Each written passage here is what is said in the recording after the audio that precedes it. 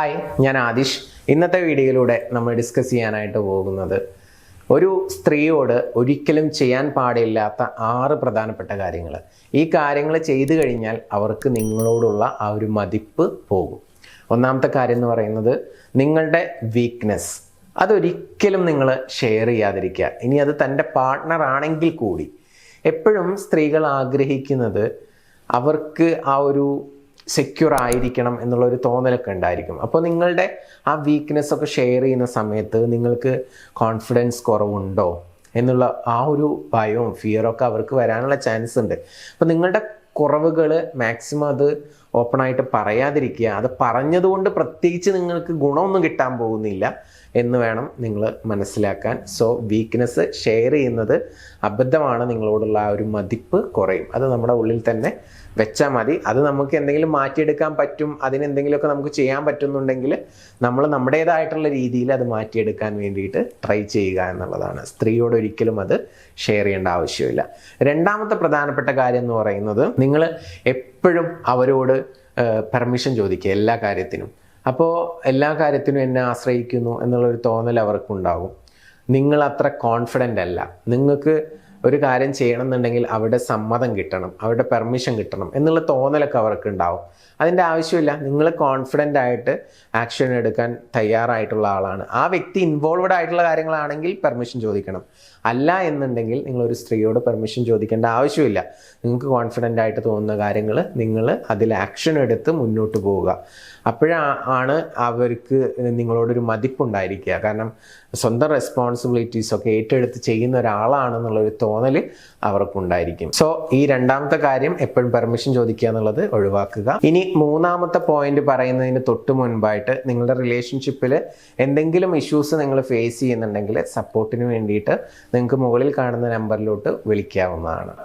മൂന്നാമതായിട്ട് ഒഴിവാക്കേണ്ട കാര്യം എന്ന് പറയുന്നത് എല്ലാ കാര്യത്തിനും ബെഗ് ചെയ്യുക, അതേപോലെ തന്നെ വല്ലാണ്ട് ചേസ് ചെയ്യുക.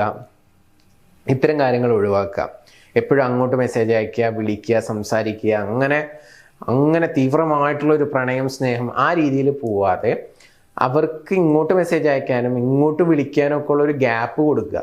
നമ്മൾ ഇങ്ങോട്ട് വിളിക്കുന്നതിന് മുമ്പ് അങ്ങോട്ട് വിളിക്കാതിരിക്കുക. ഓക്കെ, അങ്ങനെ ഒരു ചേസിങ് മെൻറ്റാലിറ്റി ഒക്കെ ഉള്ളിൽ ഉണ്ടെങ്കിൽ അത് അവോയ്ഡ് ചെയ്യുക. പിന്നെ അതുപോലെ തന്നെ ശ്രദ്ധിക്കേണ്ട മറ്റൊരു പ്രധാനപ്പെട്ട കാര്യം എന്ന് പറയുന്നത് ലൂസ് ഇമോഷണൽ കൺട്രോൾ എന്നുള്ളതാണ്.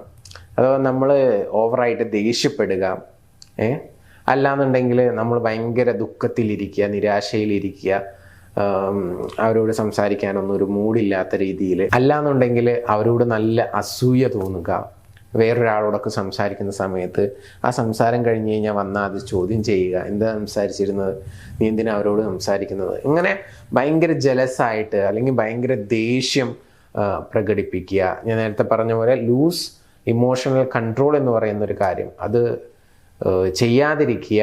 ഓക്കെ, നമ്മൾ കുറച്ചൊക്കെ സ്ട്രോങ് ആയിട്ടുള്ള ഒരാളായിട്ട് മാറാൻ വേണ്ടി ട്രൈ ചെയ്യുക. ഓക്കെ, ദെൻ അടുത്തതായിട്ട് ചെയ്യാൻ പാടില്ലാത്തൊരു കാര്യം എന്ന് പറയുന്നത് നമ്മൾ പല രീതിയിലുള്ള ഹെൽപ്പുകളൊക്കെ അവർക്ക് വേണ്ടി ചെയ്തിട്ടുണ്ടാവും. അതൊക്കെ വീണ്ടും വീണ്ടും ഇങ്ങനെ എടുത്ത് പറയാതിരിക്കുക.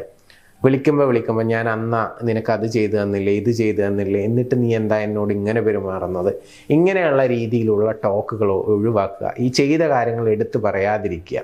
സോ അത് ചെയ്യാതിരിക്കുക. നെക്സ്റ്റ് വൺ, എല്ലാ കാര്യങ്ങൾക്കും അവരെ ഇങ്ങനെ കുറ്റപ്പെടുത്തുക. എന്താ അത് ചെയ്യാന്ന്, എന്താ ഇത് ചെയ്യാന്ന്, എന്താ നീ രാവിലെ വിളിക്കാതിരുന്നത്, അങ്ങനെ ഓരോ കാര്യങ്ങൾക്കും അവരെ കുറ്റപ്പെടുത്തിക്കൊണ്ടിരിക്കുന്ന ഒരു സ്വഭാവം ഉണ്ടെങ്കിൽ അതും ഒഴിവാക്കുക. നിങ്ങളോടുള്ള മതിപ്പ് കുറയും, അതുപോലെ തന്നെ അട്രാക്ഷൻ കുറയും. അപ്പോൾ ഇത്തരം കാര്യങ്ങളൊക്കെ അവോയ്ഡ് ചെയ്യുന്നതിലൂടെ നിങ്ങളൊരു സ്ട്രോങ് ആയിട്ടുള്ള മെന്നാണ്, അതുപോലെ തന്നെ നിങ്ങൾക്ക് നല്ല കോൺഫിഡൻസ് ഉണ്ട്, നല്ല ഉത്തരവാദിത്വ ബോധമുള്ള ആളാണ് എന്നൊക്കെ തോന്നുമ്പോൾ സ്വാഭാവികമായിട്ടും വളരെയധികം അട്രാക്ഷനുള്ള ഒരു പേഴ്സൺ ആയിട്ടാണ് തോന്നുക. ഓക്കെ, അപ്പോൾ ഈ 6 കാര്യങ്ങൾ ചെയ്യാതിരിക്കാൻ വേണ്ടി മാക്സിമം ട്രൈ ചെയ്യുക. പുതിയ വീഡിയോസുമായിട്ട് നമുക്ക് വീണ്ടും കാണാം. താങ്ക്